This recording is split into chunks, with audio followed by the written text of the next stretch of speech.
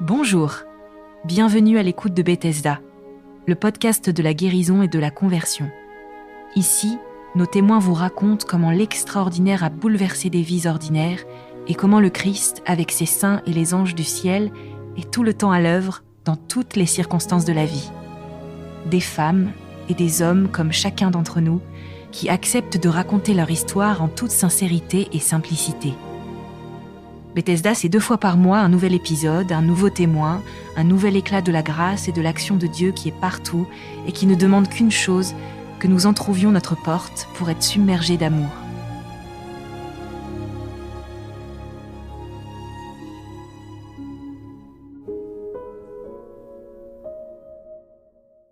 Bonjour, alors je m'appelle Aurélie, je suis mariée avec Frédéric. Nous habitons dans la région de Grenoble où nous élevons des vaches laitières. Et nous avons 2 enfants, Tite qui a bientôt 10 ans et Fleur-Marie qui va avoir 8 ans. Et nous avons un 3e enfant qui est au ciel. Voilà, c'est la petite Azélie. Et c'est son histoire que je vais vous raconter aujourd'hui. Alors déjà, c'était une grande grâce pour nous d'avoir Tite et Fleur-Marie parce qu'on a eu du mal à les avoir. Nous sommes mariés assez tard. Nous avions tous les deux presque 37 ans. Et c'était pourtant notre projet, voilà, de fonder une famille. Et voilà, ça a été un petit peu compliqué. Il a fallu faire un peu de PMA qui ne marchait pas. On a aussi eu un agrément pour l'adoption. Et puis finalement, c'est la naprotechnologie qui nous a aidés à avoir nos enfants. La naprotechnologie, c'est une méthode naturelle d'aide à la procréation qui est arrivée en France en 2010. Et à cette époque-là, il n'y avait qu'un seul médecin qui pratiquait cette méthode. Et en fait, c'est une méthode qui est basée sur l'observation du cycle de la femme et qui permet un peu comme les méthodes naturelles de régulation des naissances, en fait, elle peut être utilisée dans les 2 sens pour aider aussi à la procréation, avec donc un suivi très proche du cycle. Et puis des analyses hormonales, et puis si besoin, eh bien des coups de pouce médicaux, mais qui vont être très ciblés en fonction de chaque couple. On n'est pas comme en PMA où il y a un protocole qui est le même pour tout le monde. En naprotechnologie, c'est vraiment adapté à chaque couple en fonction de sa particularité. Et ça a très bien marché pour nous parce qu'au bout de 3 mois de traitement, j'attendais mon fils Tite, voilà. Et donc petite Azélie, elle est arrivée plus tard, par surprise. Voilà. Et alors, on se réjouissait beaucoup, parce qu'on s'y attendait pas. Et dès la première échographie, j'ai été quand même... tout avait l'air de bien se passer, mais j'ai été, interpellée par un petit détail que nous a donné la sage-femme échographiste. C'était l'épaisseur de la nuque qui était à 2,9, alors que habituellement, il faut pas que ce soit au-dessus de 3. Alors on dira, c'était en dessous, mais moi je trouvais que ce petit millimètre de différence n'était pas énorme et qu'on n'est pas à 1 millimètre près, et que du coup je me suis dit qu'il y avait sans doute un problème, sachant que mes 2 autres enfants, au même terme, avaient une nuque à 1,5 et 1,6. Donc au fond de moi, même si aucun médecin ne m'en a fait la remarque, je me disais que peut-être on attendait un bébé qui avait une trisomie 21. Et à cette époque-là, je suivais une page Facebook qui s'appelle Tomber du nid et qui existe toujours, qui est une page qui a été créée par une maman qui s'appelle Clotilde Noël, que certains connaissent peut-être déjà, qui a écrit plusieurs livres. Et cette femme, avec son mari Nicolas, après avoir eu 6 enfants biologiques, ont adopté une petite fille trisomique, Marie. Et ils ont créé cette page pour aussi donner la parole à d'autres familles ayant un enfant différent. Et donc, pendant cette période-là, je m'abreuvais de ces témoignages qui étaient édités sur cette page d'enfants avec un autisme, avec une surdité, avec une trisomie, avec toutes sortes d'anomalies, on va dire. Hein. Et voilà, ces témoignages étaient toujours pleins d'espérance et malgré les difficultés qui n'étaient pas cachées, il y avait toujours cette joie et cette paix et cette espérance. Et puis cette acceptation d'un réel aussi. Donc voilà, donc moi j'étais comme ça dans mon 2e trimestre de grossesse. Et j'étais en paix, mais je me disais que peut-être mon enfant était pas... Peut-être qu'il portait une trisomie 21. Et puis est arrivée l'échographie du 6e mois.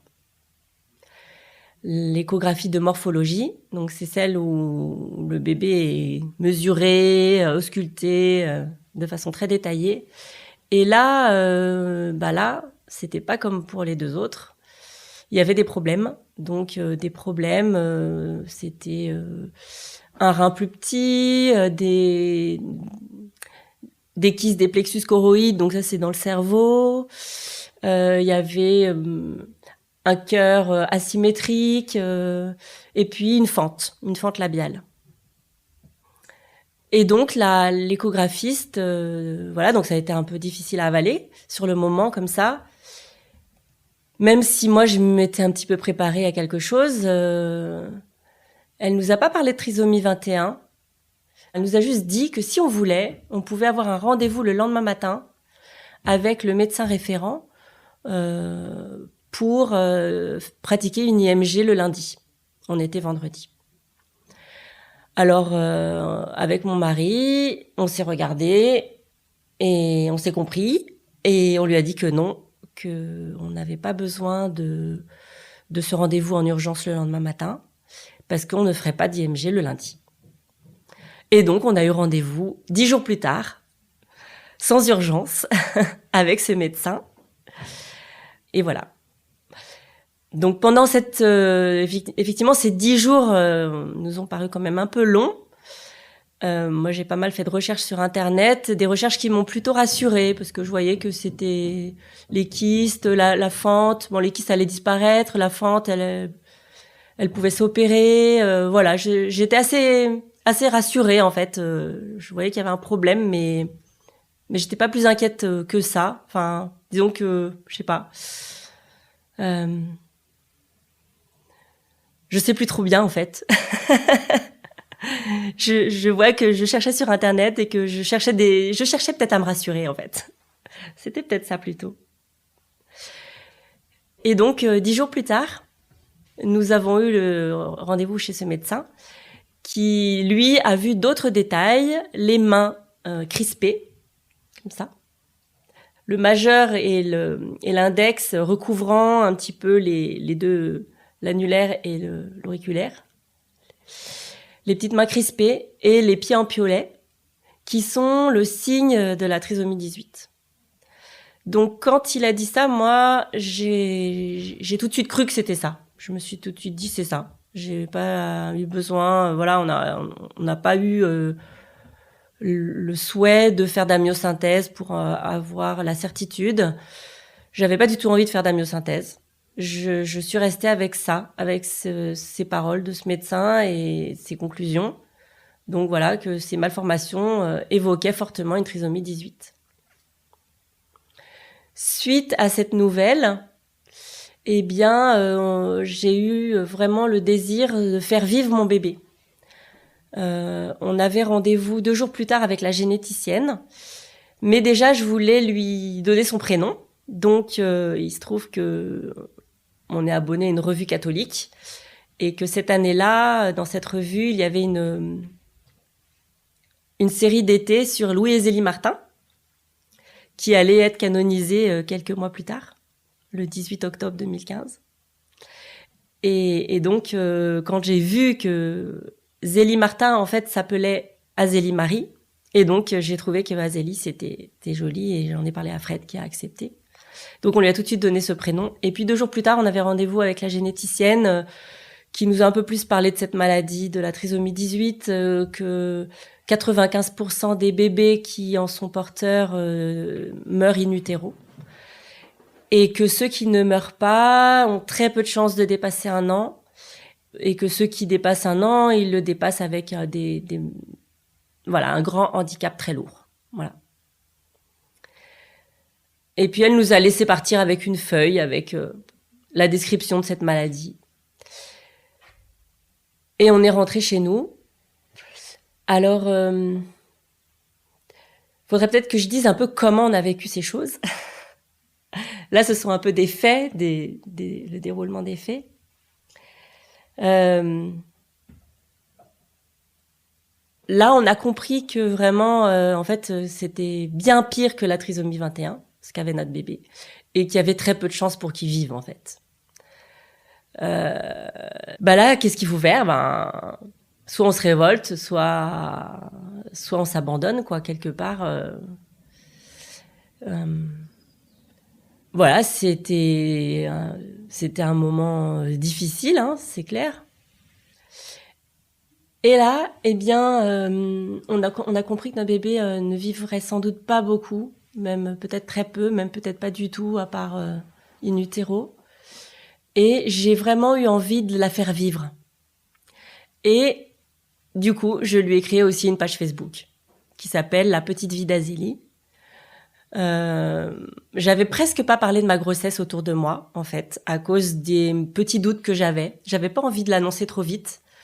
Et donc, il y a beaucoup de gens qui savaient pas, vu que une grande partie de la famille est sur Paris, etc., et que nous habitons Grenoble. J'avais pu être discrète auprès de notre entourage familial. Et là, j'ai annoncé sur Facebook la présence d'Azélie et de la grosse probabilité de sa maladie. Et ça a permis, du coup, d'annoncer la nouvelle et puis d'avoir aussi un soutien assez rapide de notre entourage. Et la prière aussi, voilà, de demander la prière de ceux qui nous entouraient, qu'on connaissait.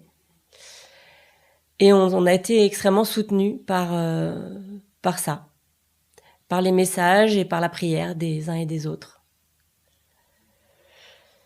Nous, avec Fred, on avait eu l'habitude déjà de devoir s'abandonner pas mal d'entre les mains du Seigneur, parce que déjà on était pas très jeunes et on s'est rencontrés tard.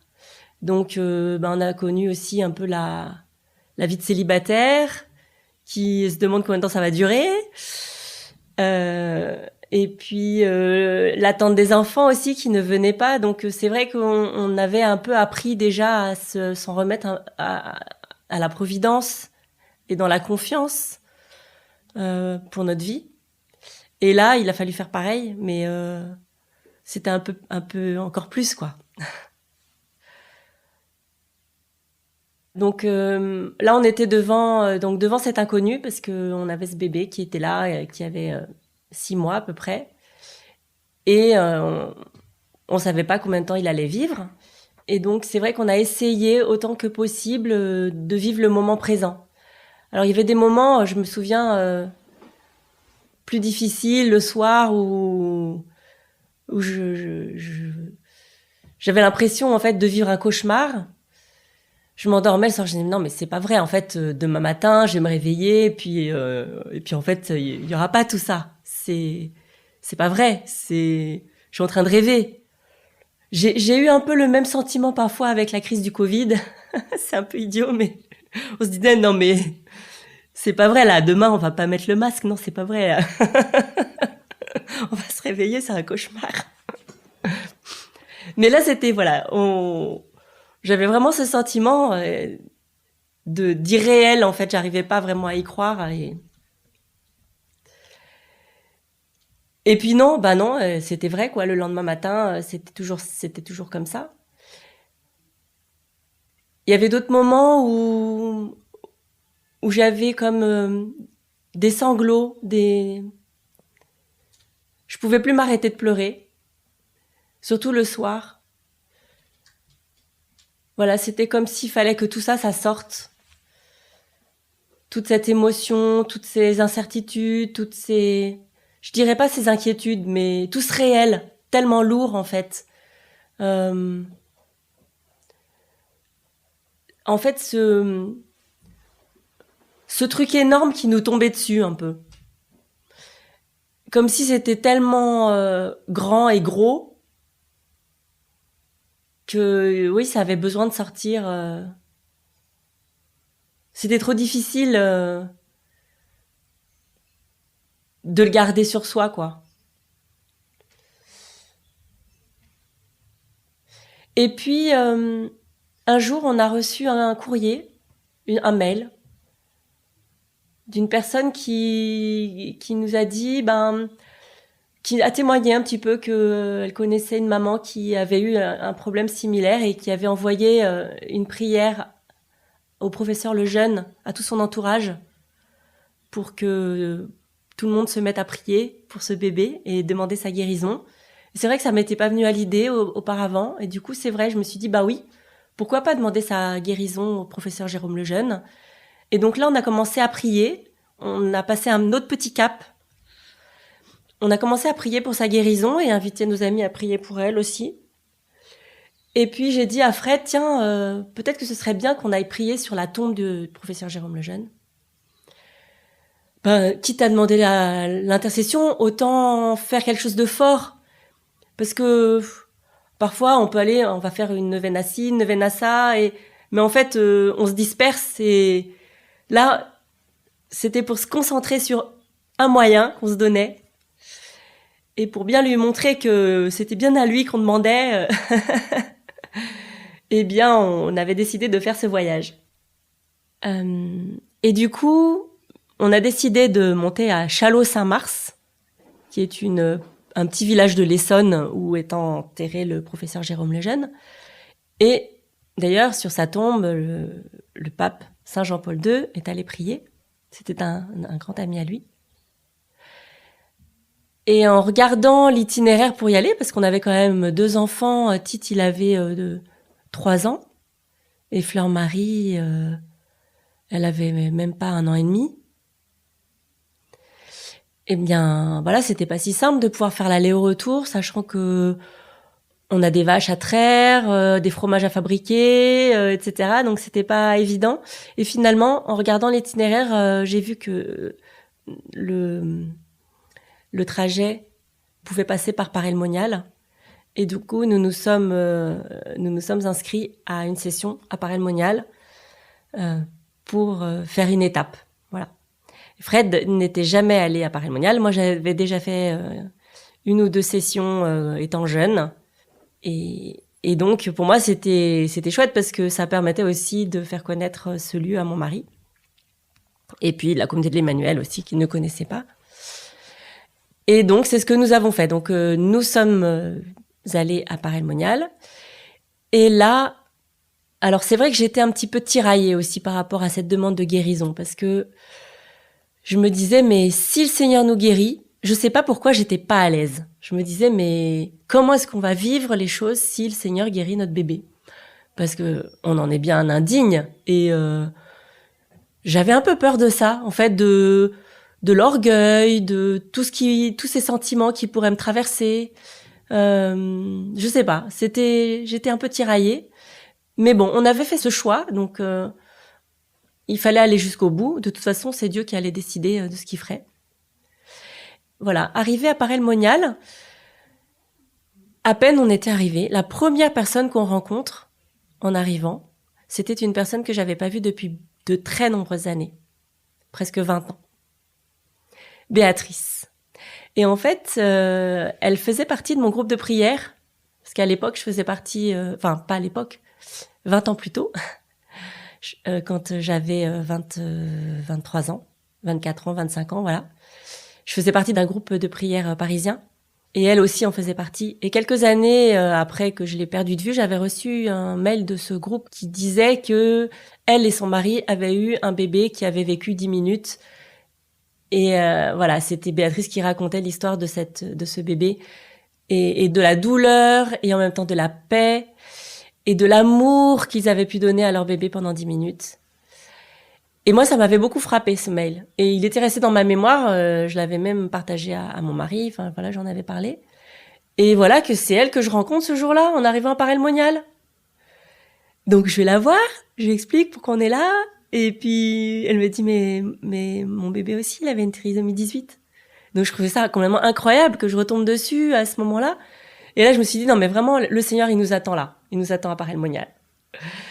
Donc voilà, on a commencé la session et puis on a pu donc rencontrer Béatrice et son mari à un moment pendant la session. On a pu partager, ils ont pu nous expliquer un peu comment ça s'était passé pour leur bébé, etc. Donc c'était important pour nous. Et puis un jour, c'était Monseigneur Ray qui prêchait. Il prêchait sur l'évangile du jeune homme riche. Alors le jeune homme riche, tout le monde connaît, presque. Matthieu 19, si je me trompe pas.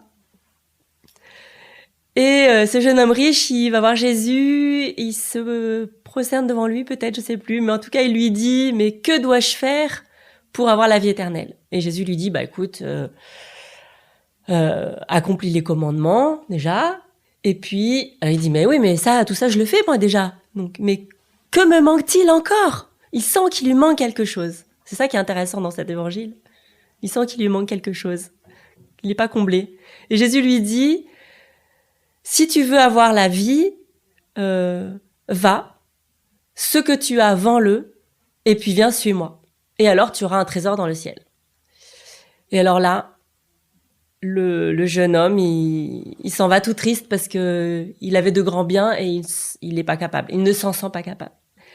Et donc moi, je me disais, bon, bah c'est bon, je le connais, cet évangile. Je l'aime pas trop parce qu'on se dit, oh là là, faut qu'on donne et tout. C'est un évangile qui nous dérange toujours un petit peu. Alors moi je me disais, et puis Monseigneur nous dit, nous invite à nous donner nous-mêmes. Alors là j'étais un peu rassurée, je me dis bon ça va, me donner moi-même, je suis maman, je me lève tôt le matin, je me réveille la nuit, je me donne moi-même toujours, je fais que ça, donc bon c'est bon, j'ai rien à faire. J'étais plutôt rassurée. Et puis à ce moment-là, disons que je sentais que j'avais peut-être pas trop d'efforts à faire en plus de ce que je faisais déjà. Et en fait, à ce moment-là, j'ai entendu quelque chose dans mon cœur de très fort. C'était comme un appel, enfin c'était vraiment le Seigneur qui m'appelait à lui donner mon bébé.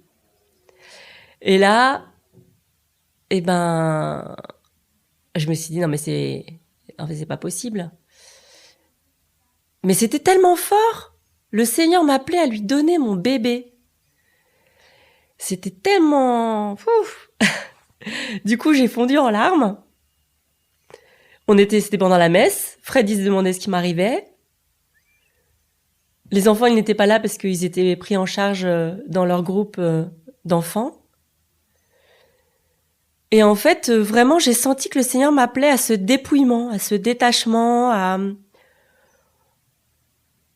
à pas garder, voilà, oui, finalement, à tout lui offrir, à tout lui donner, à lui donner mon bébé, à m'en déposséder quelque part.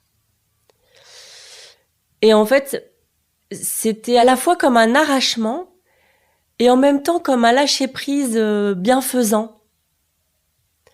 Une grâce qui était donnée, une onction, une douceur qui était donnée, une tendresse aussi qui m'était donnée, pardon. Voilà, quelque chose de doux. Du coup, ça a été vraiment une journée fontaine, parce que ça s'est passé dans les larmes, toute la journée. Oui, c'est ça, j'ai passé la journée à pleurer. J'ai eu le besoin d'en parler avec un prêtre aussi, parce que je trouvais que c'était immense ce qui m'arrivait.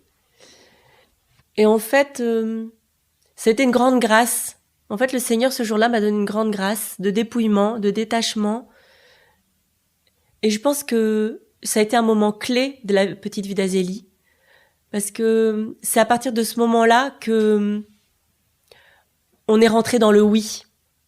Alors je dis on, mais en fait c'était moi, mais en même temps mon mari aussi. On est rentré dans l'acceptation du réel, de ce que nous vivions, et de rentrer dans cette volonté de Dieu à travers ça. Et ça a été extrêmement important aussi parce que je pense que c'est grâce à cet événement qu'on a pu vivre aussi paisiblement tout le reste des événements. Toute la petite vie d'Azélie a pu être vécue vraiment avec le Seigneur dans l'abandon et dans la paix, voilà, et dans la sérénité, et dans le quotidien, et dans le moment présent. Le lendemain, nous sommes quand même montés à Châlons-Saint-Mars, malgré cette grâce qui était donnée, parce qu'on avait décidé. Mes parents, très dévoués, ont fait un grand détour dans leur périple à travers la France pour venir garder les enfants à Paray-le-Monial pendant qu'on faisait l'aller-retour à Châlons-Saint-Mars. Donc on a fait un aller-retour express en voiture, 4 heures aller, 4 heures retour. On est resté une demi-heure sur place. Quelques minutes sur cette tombe, à pas complètement perdu, à pas savoir quoi dire, comment prier. C'était étonnant. Sec, un peu la sécheresse là. On arrive là, on se rend tout bête. Donc voilà, ça a été très pauvre, vraiment comme des pauvres là sur cette tombe. Je me suis rappelé quelque chose que quelqu'un m'avait dit un jour. Fais le geste, Dieu fait le reste. Je me suis mise à genoux et puis c'était mon humble prière, c'était ça. On a dit à notre Père et puis on est reparti en voiture. Et puis la session s'est continuée. J'ai eu la grâce de recevoir le sacrement des malades pour mon bébé. Et puis nous sommes rentrés chez nous. Et nous avions rendez-vous pour encore une échographie. Et là je disais à Fred... j'ai peur d'être déçue parce que j'espérais quand même cette guérison. Même si je l'appréhendais ou même si il y avait eu cette grâce d'abandon, eh bien j'appréhendais cette échographie et Fred me dit écoute, dis-toi que rien n'a changé et comme ça tu seras pas déçu. Et voilà, effectivement l'échographie, rien n'avait changé. Azélie était toujours avec ses malformations, rien. Voilà, tout était comme auparavant. Donc, Azélie n'était pas guérie. Et suite à ça, donc suite à la grâce de Paray-le-Monial, suite à cette prière, eh bien, il fallait passer une nouvelle étape encore. Et cette nouvelle étape, pour moi, c'était de demander au Seigneur que sa petite vie porte du fruit. Parce que j'avais vraiment ce besoin que ce qu'on vivait, porte du fruit, ne soit pas stérile. Parce que en soi, c'est un malheur, quelque part. Et c'était important, c'était vital, quelque part, pour moi, que ça serve à quelque chose. Alors, je savais pas à quoi ça allait pouvoir servir, mais c'était ma prière. Et quand je demandais au Seigneur, quand je lui disais, Seigneur, je te remets ma petite Azélie, je te remets ce bébé, je te remets... Mais fais que sa petite vie porte du fruit, ça me donnait la paix. Et puis surtout, ça donnait un sens à ce que je vivais. Et j'avais le sentiment que, du coup, c'était beau, plein, c'était beau. C'était notre vie, quoi, quelque part. Et qu'il fallait que ça passe par là. Et donc voilà, donc on a continué notre vie, voilà, de travail, avec les enfants, de les emmener enfin c'est les vacances, mais donc voilà, à la fin de l'été, la rentrée scolaire, les échographies, les rendez-vous. On a eu un rendez-vous chez le cardiopédiatre qui lui n'a pas trouvé de malformation cardiaque. Donc petit à petit, en avançant, l'espoir grandissait qu'Azélie vive. Voilà. Peut-être, petit à petit, je me disais, mais peut-être qu'elle va pas mourir in utero, peut-être qu'elle va naître. Et puis après, petit à petit, je me disais, mais peut-être qu'elle va naître, mais peut-être qu'elle va vivre. Donc, voilà, donc en même temps, quelque part, c'était du bonus. Tout ce qu'on vivait avec Azélie, tout ce temps qui passait, c'était du bonus, parce qu'elle était toujours là. Elle vivait sa petite vie. Voilà. Donc on avançait comme ça. Donc petit à petit, l'idée qu'elle pouvait vivre. Et donc, j'ai commencé à aller acheter des petits vêtements, acheter un doudou, à préparer des choses pour sa naissance. Et parallèlement à ça, on avait un caveau familial qui s'écroulait dans notre village et c'était l'occasion, on l'a aussi remis en état. Donc on a demandé des devis, c'était d'autres démarches à faire pour si elle vivait pas. Il fallait bien un endroit pour la mettre. Donc c'était l'occasion, donc tout était possible en fait. Tout était possible. Il y avait de fortes chances pour qu'elle vive pas longtemps, mais en attendant, elle était là et il fallait aussi avoir cette éventualité qu'elle soit plus là. Donc voilà. Il y a eu un moment difficile. C'était un moment avec un médecin. C'était avec l'obstétricienne du CHU qui allait suivre la fin de ma grossesse. J'ai eu le premier rendez-vous avec elle, j'étais toute seule. Et en fait, je la connaissais pas. On me l'avait conseillé parce que c'est elle en général qui prenait les grossesses difficiles, etc.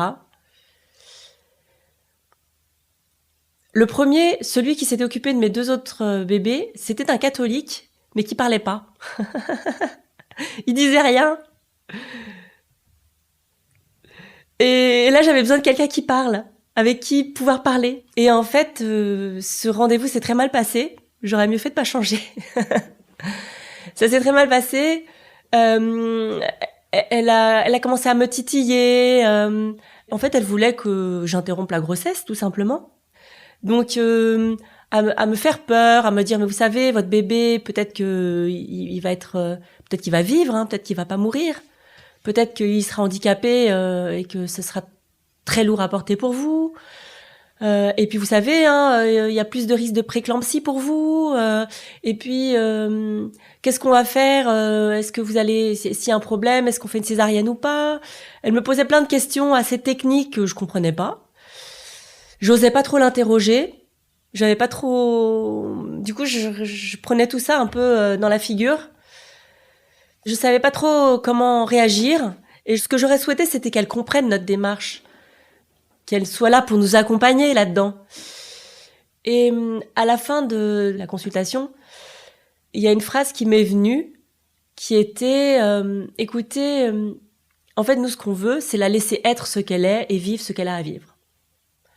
Être ce qu'elle est et vivre ce qu'elle a à vivre. Et je pense que là, elle a compris que elle pouvait pas nous faire changer d'avis, que notre décision était prise et puis que voilà. Et donc, elle a arrêté de m'embêter et puis elle a programmé des rendez-vous avec, du coup, le service de néonatologie, à nouveau le cardiopédiatre, voilà. Donc, on est passé à une autre étape qui était de comment accueillir Azélie, voilà. Parce que peut-être qu'elle allait naître de toute façon, elle allait naître, mais peut-être qu'elle allait naître vivante, voilà. Donc, l'étape suivante, c'était celle de préparer la naissance. Donc déjà l'accouchement, et puis la naissance, et puis l'après-naissance. Et donc, moi, j'étais complètement déstabilisée par rapport à tout ce que cette femme m'avait dit et les questions qu'elle m'avait posées. Parce que je comprenais pas tout et que c'était médical et que je suis pas médecin. Et donc, j'ai eu l'idée d'appeler un cousin à l'autre bout de la France qui est aussi gynécologue obstétricien dans un hôpital. Et il a pris le temps de répondre à toutes mes questions, etc. Et de m'expliquer des choses importantes. Et en particulier, expliquer l'histoire de la césarienne ou pas. Il m'a expliqué qu'effectivement, faire une césarienne, c'est quelque chose qui est risqué pour la maman, qui est parfois indispensable pour sauver le bébé, mais que dans le cas d'Azélie, est-ce raisonnable de prendre ce risque si elle a une espérance de vie si faible avec cette maladie si grave? Et c'était intéressant, ça nous a permis de bien y réfléchir et de se rendre à l'évidence que si la naissance se passe mal pour elle, c'est pas forcément nécessaire de faire une césarienne, on peut laisser faire la nature. Mais si on laisse faire la nature, eh bien, il faut que l'accouchement se passe sans monito. Alors, le monitoring, c'est donc quand, au cours d'une naissance, on mesure le rythme cardiaque du bébé, son oxygénation, enfin, etc., pour s'assurer qu'il va bien. Voilà. Mais si on décide de ne pas intervenir pour le sauver en cas de difficulté, il vaut mieux pas savoir tout ça. Il vaut mieux, voilà, parce que c'est trop douloureux de voir les chiffres diminuer et de rien faire. Donc voilà, donc ça nous a beaucoup aidé, en particulier pour ce choix que nous avons fait après pour la naissance d'Azélie, qui était donc de ne pas avoir de surveillance du rythme cardiaque du bébé et de laisser faire la nature. Je souhaitais également ne pas faire de péridurale. Ça, c'est suite à mon expérience avec la naissance de mes 2 précédents enfants. Voilà, Tite, il était né, ça peut peut-être intéresser des mamans, je sais pas. Tite, il est né avec déclenchement de la naissance, qui était à mon avis trop prématuré par rapport à la date, réelle du terme, voilà, de sa naissance. Mais bon, donc du coup déclenchement et puis péridurale trop forte et du coup j'ai pas assez respiré et après il a fallu accélérer la poussée, ventouse, voilà, c'était compliqué. Et Flore-Marie, elle est née en express à la maison après que j'ai pris un bain un petit peu trop chaud et voilà. Donc c'était 2 expériences totalement différentes. Là, je peux peut-être préciser que j'en parle dans un livre que je viens d'écrire, voilà, qui s'appelle La petite vie d'Azélie, née pour le ciel. Et je veux pas tout détailler, mais voilà, il y a certains détails qui sont dans ce livre. J'ai pas le temps de raconter plus précisément ici. Donc voilà, suite à tout ça, donc à ces choix que nous avons faits, nous avons pu rédiger notre projet de naissance à l'intention du personnel soignant. Et à un moment, c'était le moment de la naissance. Voilà, Azélie exprimait l'envie de voir le jour, de voir le jour. Et donc voilà, hein, que dire, ça a été un peu, il y a eu un petit épisode difficile. Donc j'étais donc à la maternité et en fait assez rapidement les contractions se sont arrêtées. Et il a fallu attendre que ça revienne. Voilà, bon, ça c'est les aléas des accouchements. Hein. Mais pendant cette période-là, le chef de service de néonatologie est rentré dans ma chambre, enfin dans la salle d'accouchement, et de façon assez brutale m'a dit on est bien d'accord, on va pas faire d'acharnement thérapeutique, hein, on est bien d'accord, hein. Je dis bah non, non. Y a pas de souci, bon. Et puis il est parti.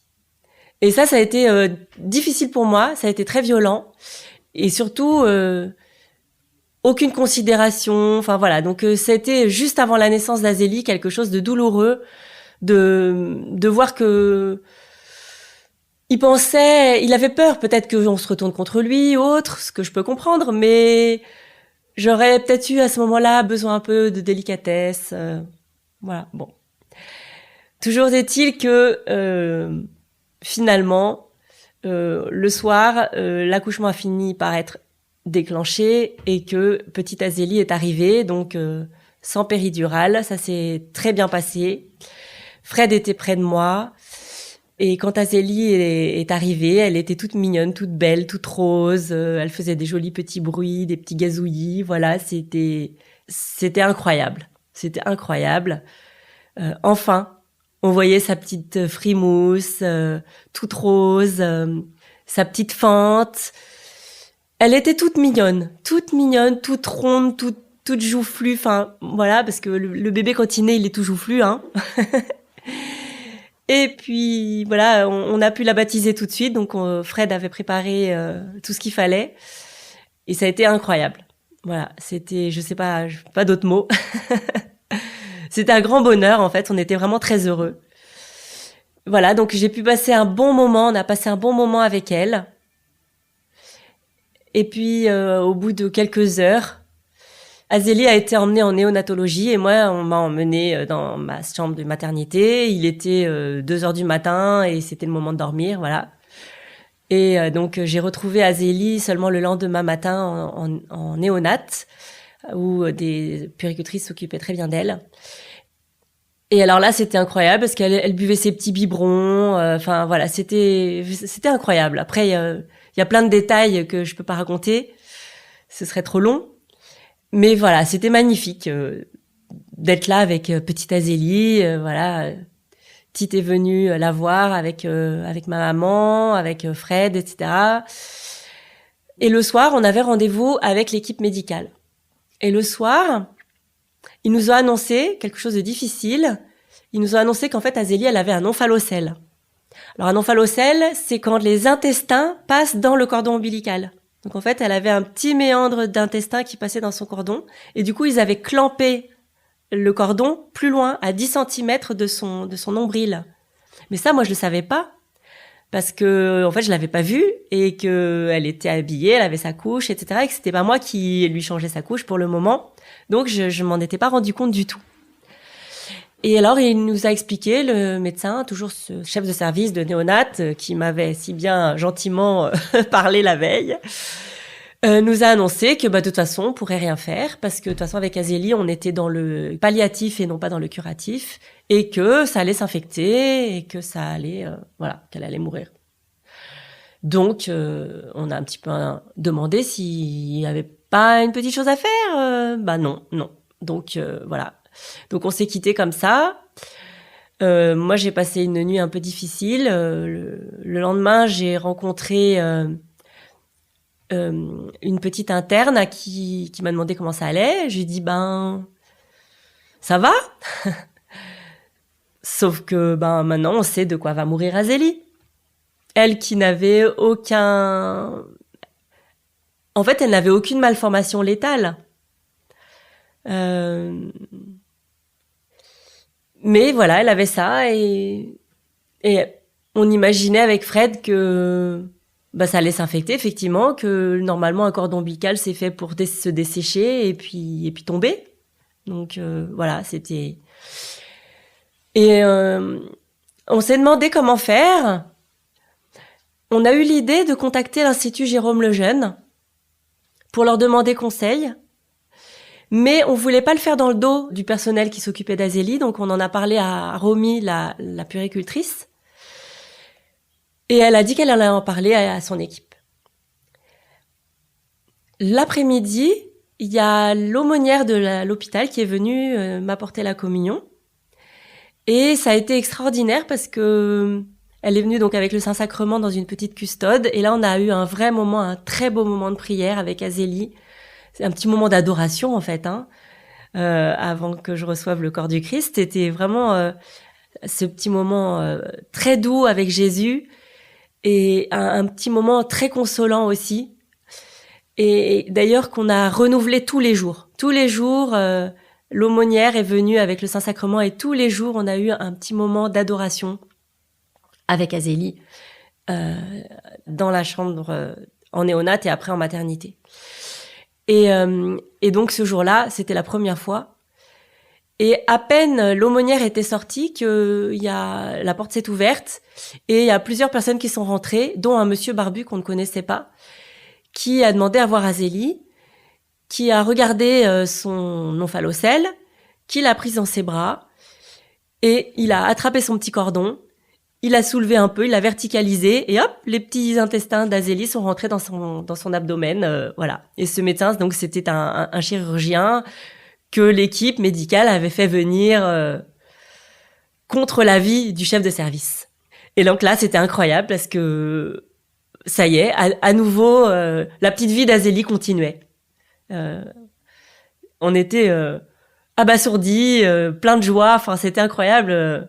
On était sans mots, en fait. On était sans voix. On savait pas tellement on était surpris. Et c'était incroyable. Et donc voilà, à partir de ce moment-là, voilà, la petite vie d'Azélie a continué. On s'est rendu compte que c'était plus la peine qu'elle reste en néonatologie. Et elle m'a rejoint donc dans ma chambre de la maternité où nous sommes restés 2 semaines.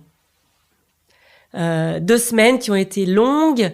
il fallait qu'Azélie prenne du poids, mais elle faisait que 1,7 kg. Elle était née à 1,8 kg et puis elle était descendue à 1,7 kg. Et j'avais beaucoup de mal à lui faire boire ses petits biberons. Enfin, c'était assez compliqué. Mais au bout d'un moment, l'équipe médicale a quand même accepté, bien qu'elle n'ait pas atteint les 2 kilos qu'ils souhaitaient, qu'on rentre à la maison avec la HAD. Donc, au bout de 2 semaines, Azélie a pu rentrer à la maison avec nous. Et là, pareil, c'était super d'être avec Azélie à la maison. J'avais tout équipé pour qu'elle soit bien. On a pu lui faire un complément de baptême avec la paroisse. Donc, elle a pu recevoir les autres rites quelque part, donc du Saint-Crème, de la lumière, du vêtement blanc, voilà tout ce qu'on n'avait pas pu concrétiser en paroisse, rassembler la famille pour la fête. Alors qu'on pensait se rassembler pour son enterrement, on s'est rassemblé pour son baptême. Donc voilà, encore du bonus, du bonus, du bonus. Et on était vraiment dans l'action de grâce. Voilà, merci Seigneur pour tout ce que tu as fait pour nous à travers petite Azélie, pour cette vie que tu lui as donnée et pour cette prière que tu nous as exaucée finalement de ce miracle de sa petite vie et de cette joie que tu nous donnais au quotidien, quoi, d'être avec elle.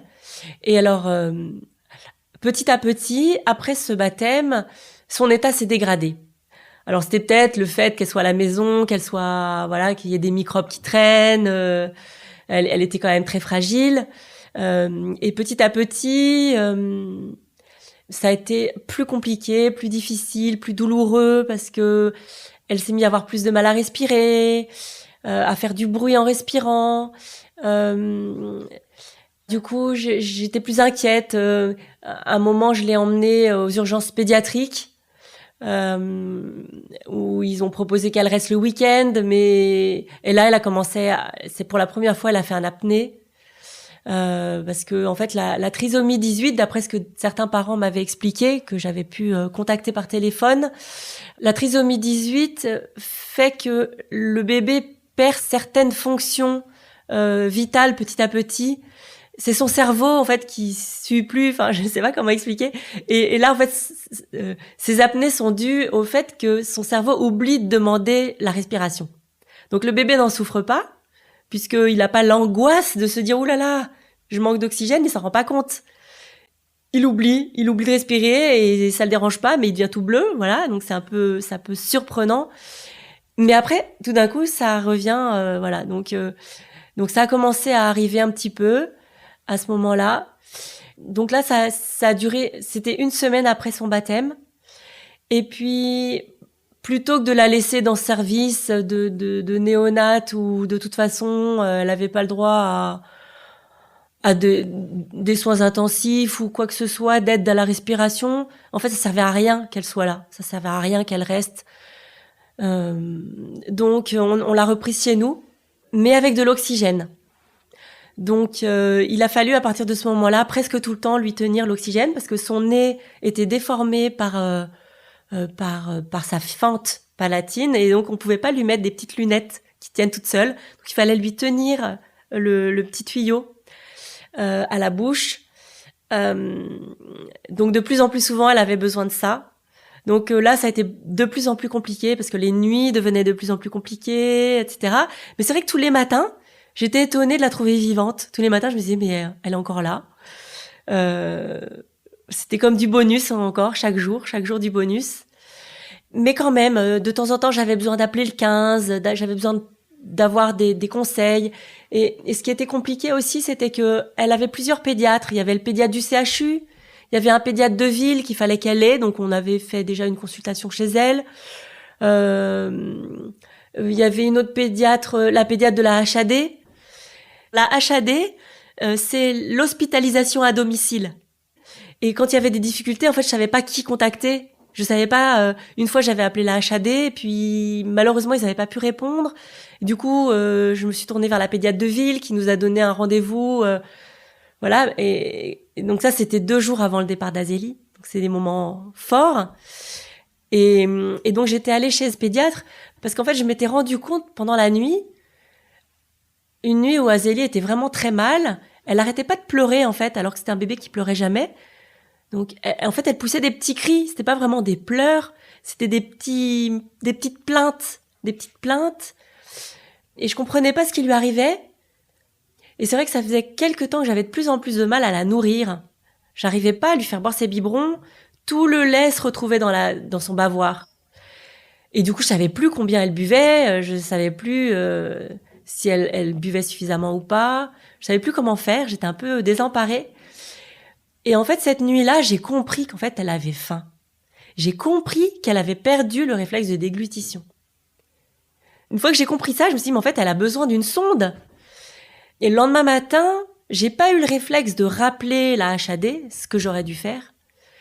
J'ai eu rendez-vous avec la pédiatre de ville, donc une amie m'y a accompagnée parce que Fred travaillait et moi je me voyais pas y aller toute seule.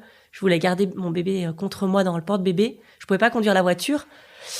Et là, on a donc eu ce rendez-vous en urgence entre deux rendez-vous. Et elle m'a demandé, mais est-ce qu'on va jusque-là ? Sous-entendu, vous êtes sûr qu'il faut lui mettre une sonde ? Est-ce nécessaire ? Je dis, mais elle a faim. Ben oui, pour moi, c'était évident qu'il fallait lui donner à manger si elle avait faim, je veux dire. Et elle m'a avoué qu'elle n'était pas capable de poser la sonde, qu'elle n'avait pas le matériel, qu'elle n'avait pas les compétences, qu'elle avait jamais fait ça depuis de nombreuses années. Donc, elle a elle-même appelé la HAD. Et elle a réussi à avoir quelqu'un et leur demander qu'il passe chez moi pour poser la sonde à Azélie.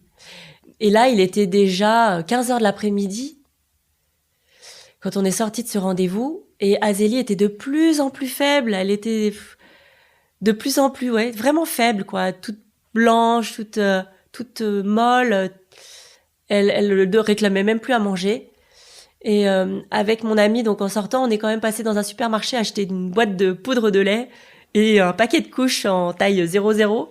Ça me fait sourire parce que, en fait, elle est morte le lendemain. Mais moi, j'y croyais encore. Je lui ai acheté une boîte de poudre de lait en me disant, j'ai pas assez de lait, il est pas assez nourrissant. Donc voilà, on croit toujours que la vie va continuer. Et donc voilà, on est rentré à la maison, les infirmières sont arrivées, elles ont posé la sonde de façon très rapide. Et là, je me suis dit, mais pourquoi j'ai pas pensé plus tôt à rappeler la HAD le matin ? On aurait gagné des heures, quoi. Et puis, sincèrement, ces services de HAD, ils sont tellement... J'ai envie de leur rendre hommage aujourd'hui, là, parce que franchement, hyper réactifs, très attentifs. Et c'était incroyable. La relation qu'on a eue avec eux était super. Et voilà, bon là, il y a eu des petits loupés à cause de cette nuit où ils ont pas répondu, mais voilà. Et suite à cette pause de sonde, Azélie nous a fait une pause respiratoire très très longue, au point qu'on a vraiment cru qu'elle partait. Et finalement, voilà, elle est revenue. Et à partir de ce moment-là, il a vraiment fallu qu'elle ait l'oxygène tout le temps. Donc il y avait la sonde, il y avait l'oxygène. Et là, j'ai appelé mes parents. J'ai appelé mes parents pour leur donner des nouvelles. Donc on était jeudi dans l'après-midi. J'ai appelé mes parents pour leur donner des nouvelles, pour dire écoutez, là ça va pas bien, quoi. Et ils ont dit bon écoute, on fait nos bagages et demain matin on arrive. Donc ils étaient à Paris, on était à Grenoble, donc le lendemain ils ont fait leurs bagages et ils sont arrivés. Mais entre-temps, mon amie Sylvie qui m'avait accompagnée chez le médecin était toujours là et elle a appelé d'autres copines de la prière des mères. Elles sont venues avec de quoi faire un dîner, de quoi préparer le repas. Enfin bon, voilà, elles m'ont aidé à donner la sonde. Elles se sont occupées d'Azélie pendant que je tirais mon lait. Enfin, c'était un moment super d'amitié, tellement important. On a prié ensemble. Et puis Azélie a à nouveau fait une pause respiratoire à ce moment-là pendant qu'elles étaient là. On a tous cru qu'elle partait. Voilà, on a encore prié Marie, puis elle est revenue à elle. Enfin voilà, c'était des moments très forts, très intenses, en émotion et tout. Et puis le lendemain matin, donc elles étaient rentrées chez elles, mes parents n'étaient pas encore arrivés, ça a été aussi compliqué, difficile, parce que je me sentais bien seule. J'avais même dû laisser... On s'est pas réveillés d'ailleurs le matin avec mon mari, on était très en retard. J'ai dû laisser Fleur-Marie et Azélie à la maison pendant que je courais emmener petite à l'école. Et puis les copines sont revenues.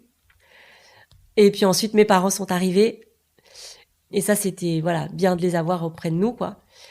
Et quand mes parents sont arrivés, mes amis sont partis discrètement.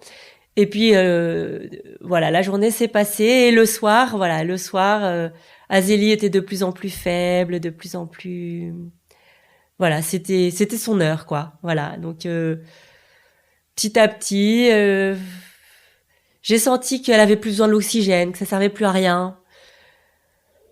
Et j'étais paisiblement dans le canapé du salon. Il y avait mon papa aussi qui était à côté, qui lisait un journal, voilà. Puis j'étais avec Azélie. Maman s'occupait de Tite et Fleur-Marie pour le bain. Et donc c'était vraiment un moment calme dans la maison. Et j'avais Azélie contre moi. Et puis je sentais, voilà, que petit à petit, elle devenait fraîche. Elle se rafraîchissait. Euh, voilà, c'était la fin. Voilà. Et puis c'est comme ça qu'au bout d'un moment, je me suis rendu compte qu'elle était partie. Voilà, j'ai dit, ça y est, elle est plus là. Et après, tout le monde est arrivé, mes parents, les enfants, mon mari, voilà, on a entouré Azélie comme ça. Et puis je lui ai préparé un bel endroit dans le salon. On a descendu un petit berceau qu'on a enveloppé d'un joli drap blanc. On lui a mis la jolie petite robe qu'elle avait pour son baptême. Et puis on l'a mise là dans ce petit berceau. Et puis on a pris autour d'elle. Voilà. C'était différent. Elle était encore là, elle était plus là. On était triste et en même temps, on savait que ça allait arriver. Et on a eu une grande grâce, c'est que on a pu garder Azélie comme ça à la maison pendant une semaine, parce qu'en fait l'équipe des pompes funèbres, pas des pompes funèbres, mais les gens qui font les caveaux, les pierres tombales là, ils avaient rien fait en fait. On avait le devis, mais ils avaient rien fait. Donc là, il fallait qu'ils se mettent à travailler. Donc ils en avaient pour une semaine de chantier pour faire le caveau, et voilà. Donc on a eu une semaine pour prier autour d'Azélie, pour lui préparer une belle célébration d'anciennement, pour se reposer aussi, parce que j'étais très fatiguée. Donc tout d'un coup, je pouvais dormir. Enfin, c'était aussi un soulagement quelque part. Hein. Voilà, on arrivait au bout. On arrivait un peu au bout de la mission, de cette mission qu'on nous avait confiée, qui nous dépassait. Au bout de l'histoire, au bout de l'aventure un peu. Et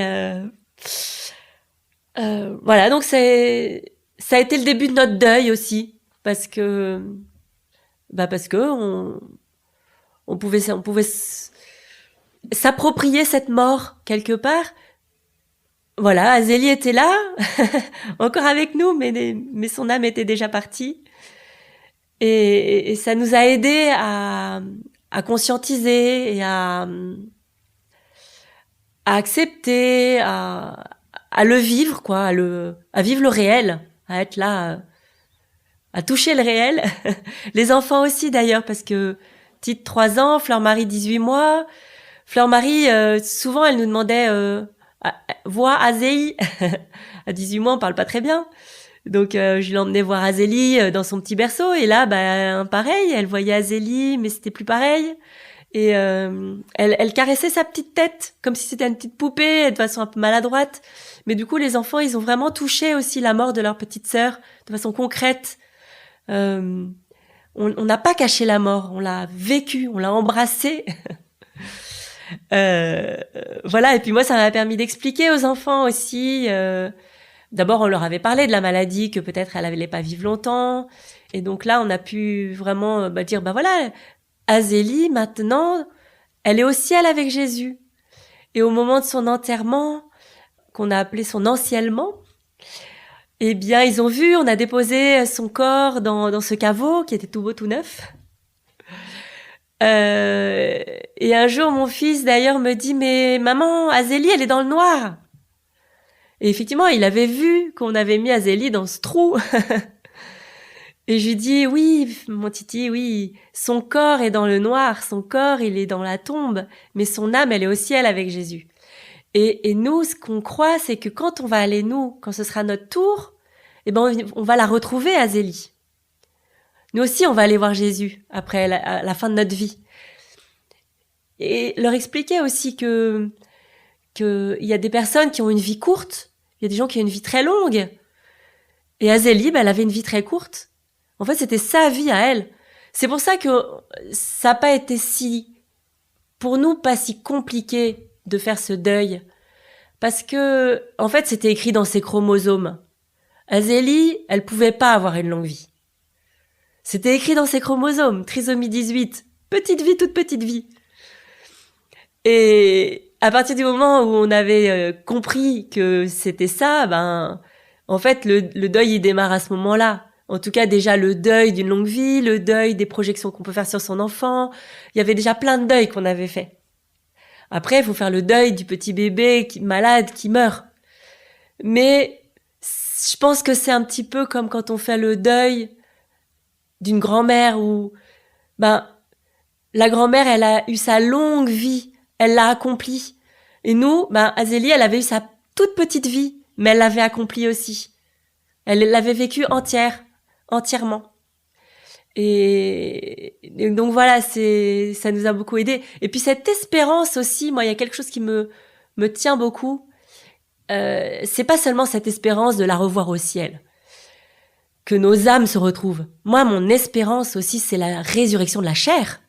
Parce que le Seigneur nous a dit, même le credo nous le dit, je crois en la résurrection des morts et à la vie du monde à venir.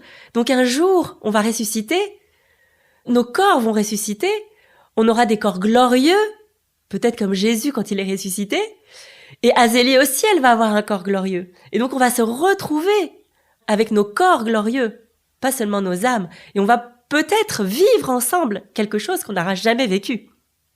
Et on va retrouver Azélie, je sais pas comment, quel âge elle aura, voilà, mais j'ai cette ferme conviction qu'on retrouvera notre bébé et que tous les parents qui ont perdu un enfant, que tous les parents peut-être qui ont avorté, peut-être que tous les parents qui ont fait une fausse couche, peut-être que tous ces parents-là, ils vont retrouver avec leur corps glorieux ces bébés. Pardon. Il y en a certains, mais qui en ont plusieurs, qui sont au ciel,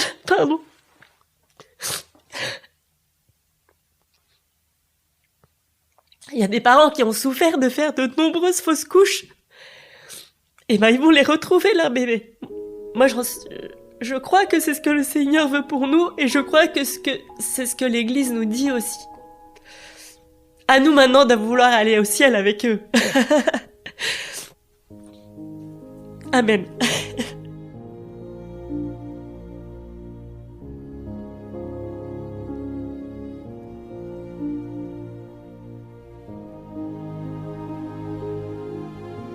Nous vous donnons rendez-vous pour un prochain épisode dans 2 semaines. Si vous pensez que votre témoignage ou celui d'un proche pourrait intéresser les auditeurs de Bethesda, nous vous invitons à prendre contact avec nous en nous écrivant à l'adresse suivante: témoignage@bethesda-podcast.fr. Nous vous garantissons de vous répondre avec toute la discrétion nécessaire dans certains cas. Et si vous avez apprécié ce témoignage, si vous voulez soutenir l'effort de Bethesda qui est diffusé gratuitement, nous vous invitons à faire un don sur le lien de paiement en ligne indiqué dans le descriptif de cet épisode. Bethesda doit être diffusé au plus grand nombre. Il doit être gratuit. C'est pourquoi nous appelons ceux qui le veulent et qui le peuvent à nous aider à supporter les coûts de production et de diffusion. Bethesda, c'est une petite équipe indépendante, pleine de bonne volonté, mais une équipe qui n'ira pas loin si elle n'est pas aidée. Alors d'avance, un grand merci à ceux qui feront un don. Il n'y a pas de petits montants. Il n'y a que des beaux gestes. À très bientôt.